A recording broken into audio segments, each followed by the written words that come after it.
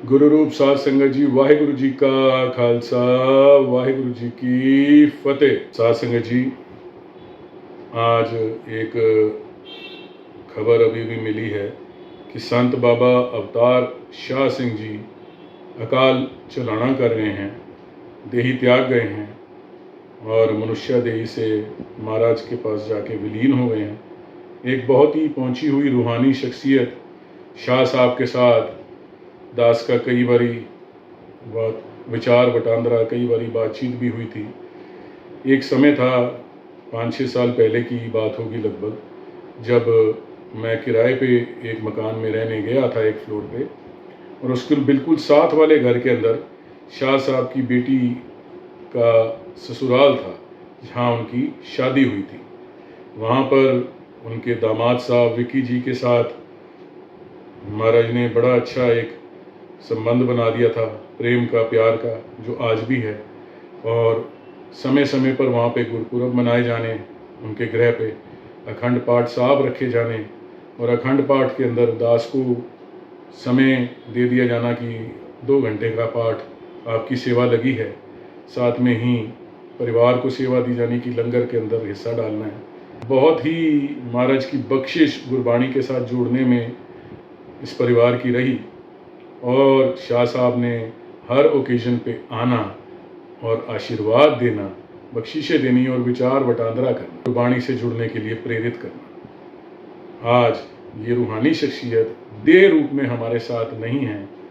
उनकी याद में भाई गुरदास जी की वारों में से उनकी 14 नंबर की वार, जो ये भी कह सकते हैं कि जो गुरुमुख हैं, जो असली अपने गुरु की तरफ मुख रखने वाले, जो पहुंची हुई रूहें हैं, जो महापुरुष हैं, वो सब रज़ा के पुतले हैं, मालिक की रज़ा पे चलने वाले हैं।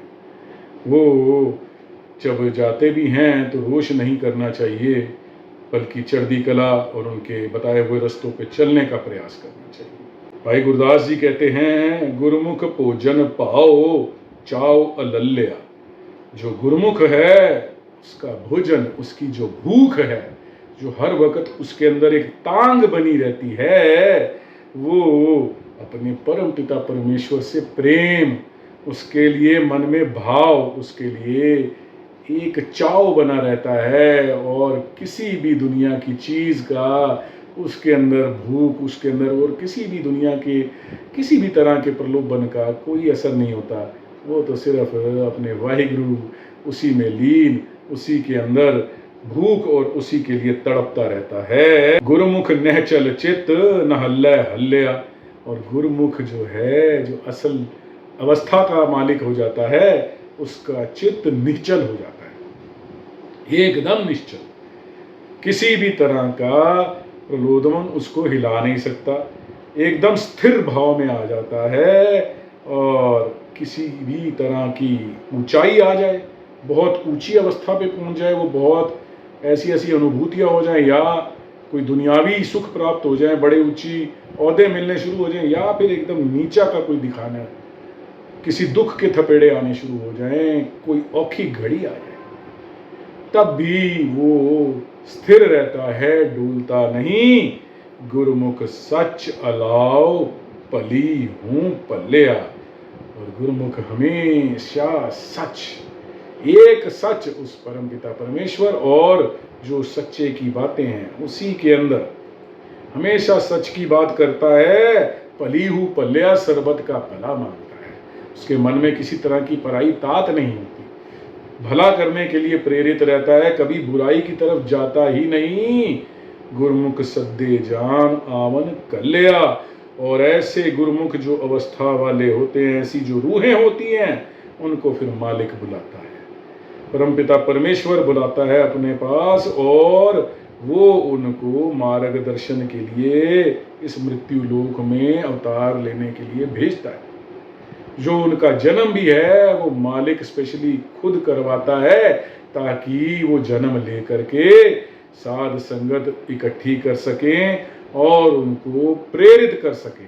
जो मृत्यु लोक में भटकते फिर रहे हैं, उनको अंधेरे के अंदर रोशनी दिखा करके ऐसा रास्ता दिखा सके जो परमात्मा की तरफ ले जाता हो, जो उसको उसके परम पिता परमेश्वर के साथ मिलने के लिए प्रेरित करता हो।